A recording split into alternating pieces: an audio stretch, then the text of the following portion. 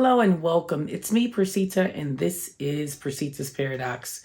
So here we are today. Thank you so much for joining me. As always, I greatly appreciate you, your time, effort, and energy in trying to find the channel. And luckily, you have been able to find me.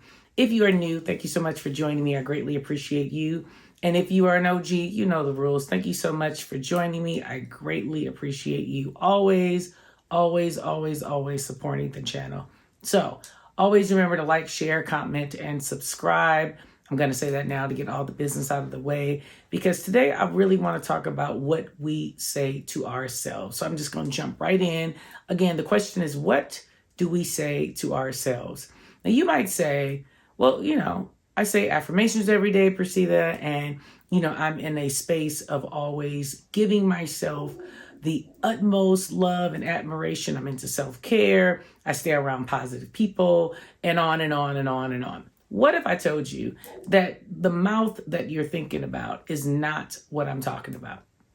The words that you're hearing, the voice that you're speaking is not what you think I'm speaking of. If I said to you right now to literally think of a word and say it, where is the voice coming from? Do you realize that even when you're speaking when you're not speaking? It sounds funny, huh? So when I'm saying words, I'm actually holding a conversation with you right now. My mouth is moving.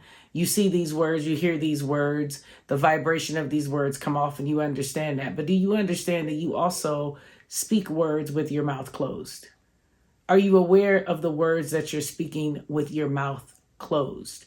And if you understand that, then you'd understand the irony of the idea that you're speaking, but your mouth is not moving, but yet you hear those words that you spoke.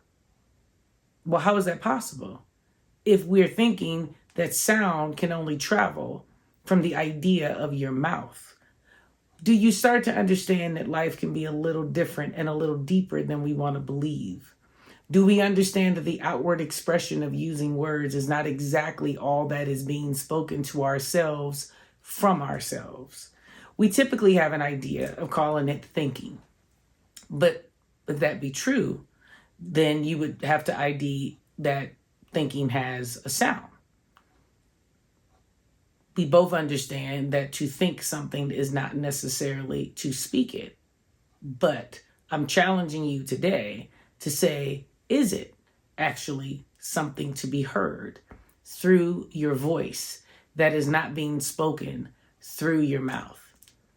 I'm never concerned about what I say to people out loud. People can ask me a question, or I'll be subjected to an issue, and I'm always going to come from a positive place. I may end up at a negative place, but I'm going to start typically at a positive place. But what I'm starting to understand is the words that are spoken that don't require my mouth to move, that I still hear, that the vibration still comes through, which comes from my soul, right? Not my mind, is a little deeper than I want to believe. And they're actually more important than we've ever been spoken about before or told about before. Because we're always under the impression of keep our thoughts clear. But is it a thought? Or are they actually words that we activate and move on? Because if you catch it, the idea of saying that you're going to speak things into existence, which mouth, quote unquote, are you using? Because to speak things into existence from an outward position, literally affirm it, or to speak it to others, or to write it down, of course, that's an outward expression. But those really aren't the words that you're focusing on. When you ID yourself putting up some type of, what do they call those boards? Wish boards or goal boards or things that I can't even think of what the word is called at this particular moment, but I'm sure you know what I'm saying. It's really like a board of pictures to identify what it is that you want to achieve in life, right? Are you actually speaking the words in a manner that you understand that the affirmation of speaking those words, which you've always been told were strictly from your mouth, are not those words? Those words are actually being spoken from your soul, which requires no mouth movement whatsoever. It's the words that you speak, that you can hear when no one else is around, that you can hear when no one else can hear them. That's what I want you to focus on today. When I ask you, what are you saying to yourself? I'm not referring to the words that you would say back to me, because those words are very superficial and can actually change with the wind based on what the perception is that you want people to believe that your mindset is on. I'm concerned about the words that are being spoken from you to you with your mouth closed. So I want you to ponder that today and just really ask yourself, what are you actually saying to yourself? Because if you think about it, it really does challenge the idea of sound and where sound begins and ends and how we actually differentiate the idea of sound. That sound that I'm referring to is your soul. It is your true sense of self. It is your true identity. It's the motion and idea of thinking that you are bigger than this body.